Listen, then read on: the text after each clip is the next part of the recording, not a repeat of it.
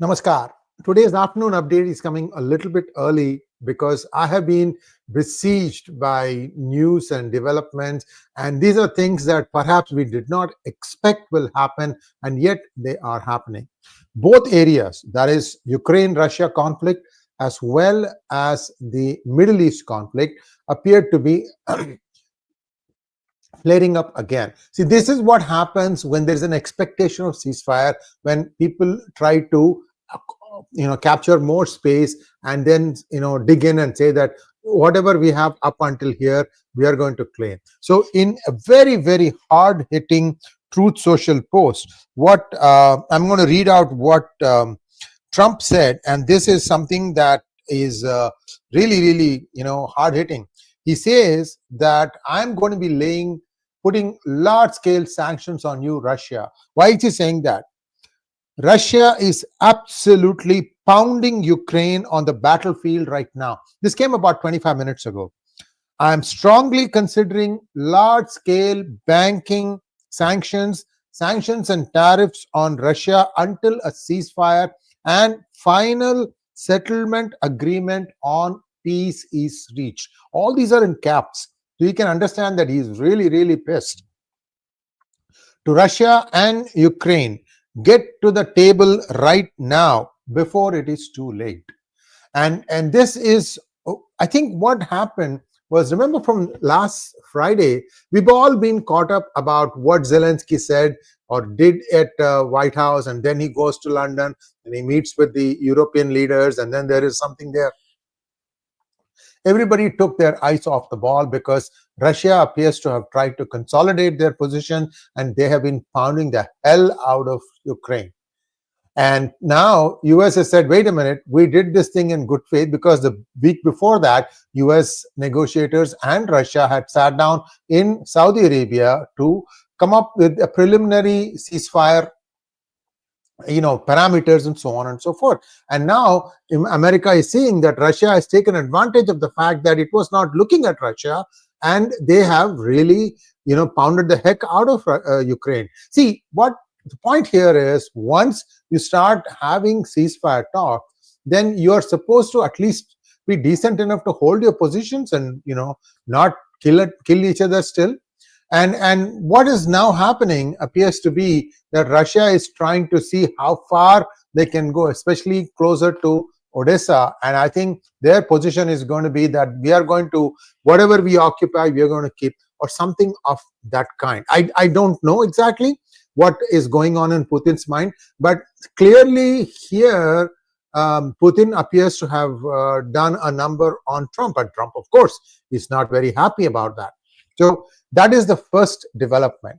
Now, let us say that, yes, Trump also wants somebody else in Ukraine in place to sign this agreement because he thinks that Zelenskyy might not stick to his word. You have both parties who probably are not going to keep up their words, which is very unfortunate, because after having spent so much money, that is the US taxpayer, now you're seeing a situation where still people are trying to kill each other. I mean, you are talking about a ceasefire, and the most intense fighting happens just before the ceasefire. How absurd can that be? But that is the truth. That is how wars are fought. Unfortunately, here now what Trump wants to try and do is that, look, let us try and come up with the framework and first get on the negotiating table. So next week, Zelenskyy was supposed to go to Saudi Arabia to meet for the next round of talks. We don't know what's going to happen there. In the meantime, something else is happening in Cairo. Egypt has summoned a summit, and in that, they did something that Kingdom of Saudi Arabia and United Arab Emirates do not like at all. In fact, KSA is staying away. I'm not sure if UAE is going to that summit or not, but this concerns the future of Gaza. I'll come to that in one moment, because I want to finish the Russia-Ukraine conflict. What is the thing that is keeping Trump from acting against Russia now? I mean, he said that I'm going to put even more sanctions. Already the first time around, they actually took one Russian bank off of the SWIFT that they thought would cause a lot of problems, but then Russia found a way around it by doing the banking through Turkey. I don't know how many of you know this. Since 2022, Russia's imports, exports, it's just taking a little bit longer, but everything is going fine. Turkey is charging some sort of what I call commissions fee, and they are happy because it's just like taking from one pipe and putting it on the other pipe. As simple as that. You would be surprised as to how archaic some of the banking practices are, especially at the central bank level sometimes. Very, very manual too in some countries. That okay, we'll just leave it at that. So next week, who is going to be at the summit for representing Ukraine? The question is being asked, and interestingly, there are 4 different candidates, each one from being propped up from one group or the other. I'm going to give you the names. I thought I will try and get I'll try and get the pictures, but I really don't have the time. So I'm just going to run through and tell you the names that are being proposed by each of these countries. The 4 countries are Russia, EU, and United States, and one more. Just give me 1 second. I mean, this is just going very, very fast, guys. That's all I can tell you. Okay, so USA is pushing for the current Prime Minister of Ukraine, 𝗤𝗏 𝗫𝗏. And the deep state is, see, now that's the 4th player. United States wants the current Prime Minister, 𝗤𝗏 𝗫𝗏. The deep state allegedly is pushing Ruslan Stefanchuk, the current chairman of the Ukraine Parliament, Rada. The EU, especially United Kingdom, is pushing for 𝗟𝗚𝗏 Fedorovich Zaluzhny, a 4-star general, currently the ambassador of Ukraine to the United Kingdom.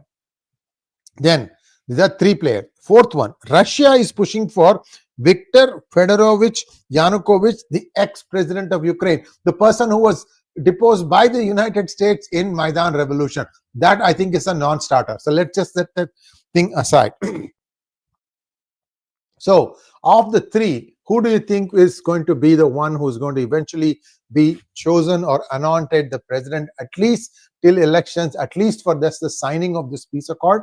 My bet goes to the Ukrainian Prime Minister, the current Ukrainian Prime Minister, because United States as a country has put in the maximum amount of money into this one, and they have the maximum amount to lose if things don't go according to plan.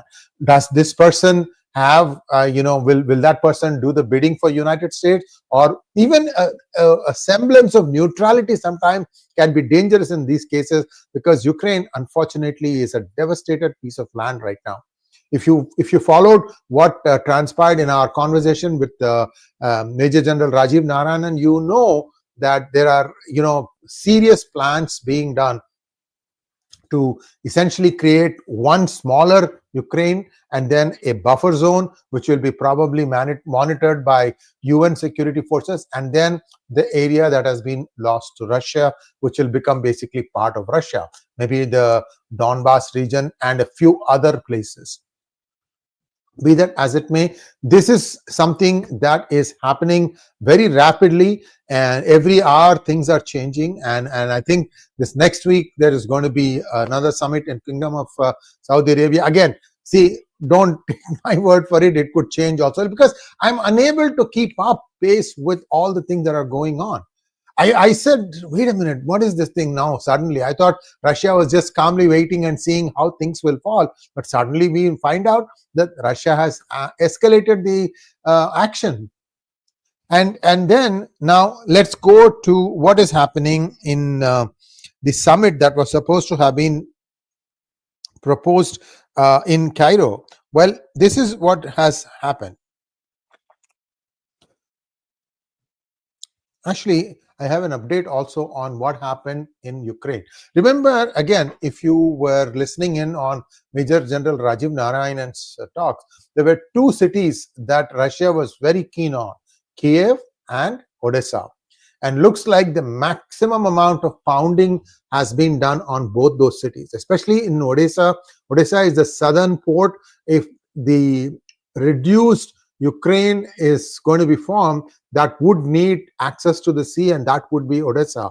So I don't think if Ukraine, even a reduced form, would want that to be given to Russia, and Russia wants to close out Ukraine completely from accessing the ocean. I'm talking about the balance or what might remain. And Kiev, of course, Kiev is the headquarters, and yesterday also I did one where I told you about how Russia has now started pounding targets where it felt that there were NATO advisors, NATO experts who were advising Ukraine. All those things, all the places where the supposed NATO experts were moving about, that's what they were really pounding. So these are the two places where a heck of a lot of pounding is going on. Trump has warned Russia to just stop this nonsense right now. I think it will stop, but the next step is EU is supplying a lot of weapons and ammo in their arsenal on an emergency basis to Ukraine via Romania and Moldova. Both of these are adjacent to Ukraine, but on the western side. And to defend Odessa at any cost. Odessa is the one that they don't want to lose. Storm Shadow missiles supplied by UK, deployed by Ukraine in Odessa to protest the piers of the port, did not function properly today due to the American decision of not providing GPS and satellite communication. This was like 48 hours or something that US stopped providing intel information, and Russia took advantage of that. And looks like they did not tell Trump anything, so Trump is pissed at Russia. So guys, all I can tell you is those who are living in that port or in that area, they must be having a hell of a time right now. It is very, very sad what is going on. So this is as far as the Ukraine conflict is concerned. What is the other conflict? Well, not conflict, but it is a summit that wanted to be hosted by Egypt. What was the summit? What was the proposal that Egypt was saying? Egypt was saying that we are going to build a seaport, we are going to build an airport, we're going to have development for Gaza, and we will manage the Arab states will manage Gaza. That's one side. On the other side, the Gazans have said, or I should say Hamas has said, that we are going to eliminate the hostages that are still with us. And I think there are 3 American citizens still with them. And this has really enraged Trump there. And he has said, I am going to, rain hellfire on you. And what also happened is they made sure that Kingdom of Saudi Arabia and UAE are not going to endorse this summit. What is happening? The Arab proposals say that they can make the present Palestinian government of West Bank as sole authority for Gaza too, and create a special redevelopment fund for Gaza in which all donors will play. There will be 3 phases. First phase, 2 to 3 billion to give temporary shelters. Second phase, 30 billion to build all infrastructure. Third phase, 20 billion to provide world-class multi-storied accommodation. Look, all this is what used to be there. In fact, both places, West Bank and Gaza, it was the same Fatah that was, I think, is it Fatah? I don't remember the authority. Muhammad Abbas is the president of the West Bank now. The same party used to be there, but Hamas evicted them in 2007 in the election. Then they completely turned it into a rogue state. These people are supposed to have autonomous region and they were supposed to manage it. Israel was giving all the funding.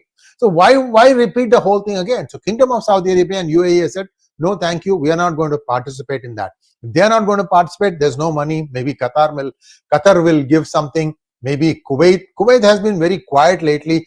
I don't know what Kuwait is planning in this. In all this stuff, again, there is a lot of confusion. Not only that, in North Syria, a lot of fighting going on there. Kurds and another group are fighting the HUT, and HUT is of course supported by Turkey. I told you about this yesterday in my slide deck, how different people are again realigning. In Israel and US might be in the mind frame to allow Russia to come back and take back whatever the bases they had in Syria. So again, much confusion there too. Where do things go from here? Only God knows. But I thought you should know about this, between now and then by the evening there will be more developments. I might have another update for you a little bit down the road. Yesterday I did not have the follow-on update because there wasn't anything that was worth mentioning. So today also, if there is something, I'll come back and tell you guys what is going on. Thanks for watching. I don't know if there are any questions. Yeah, one question is there. Let me just take that question.